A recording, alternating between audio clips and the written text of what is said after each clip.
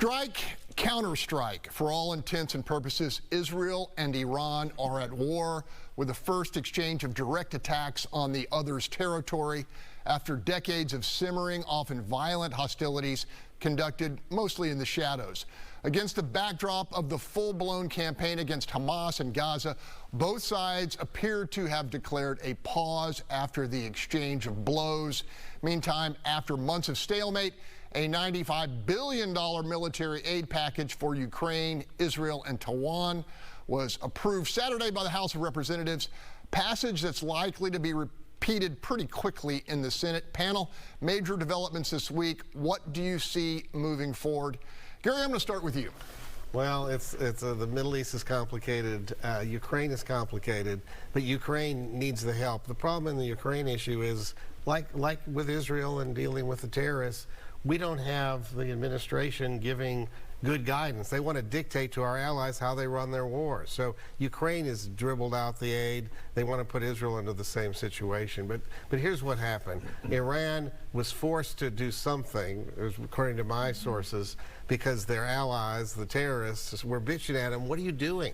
You're not doing anything. You just sit back and do nothing. So they launch all this stuff there, and it was totally unsuccessful because of the effectiveness of the anti-missile, anti-drone technology that Israel and the United States have developed, except it costs like $600 million to launch all that ordnance to stop it. Nothing hit from the Iranians. That's sobering for them because they've invested a lot of money in their missiles and drones.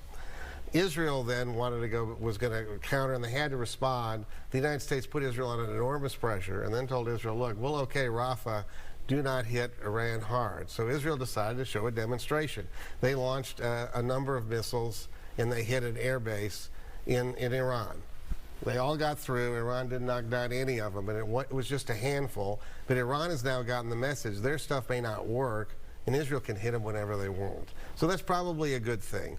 We don't want to see war expand, but in the meantime, we have the Iran nuclear program continuing afield, and the United States needs to get involved to stop it because it will make a much more dangerous world for everybody. Okay, Marcus, your concern has been we got lots of issues unsolved here, and we're going to spend $95 billion over there. And it may not be the last billion they asked for, $95 billion, and there's no end to it, and it won't change the outcome. Am I correct? Oh, yeah, absolutely correct. Matter of fact, my statement was going to be there's a little piece of land between the Atlantic and the Pacific with 95 million people that pay taxes in the United States of America that can use that relief of $95 billion. There are people that are hungry. There are people that are dying. There are people that are sick. There's a border crisis. There's a health care crisis. There is a poverty crisis. There are a number of different things. There is a violence crisis in the United States of America. There's a war going on in our nation right now between individuals, between gangs, between citizens, between cities, between states. We can solve our problems. We need to tend to them.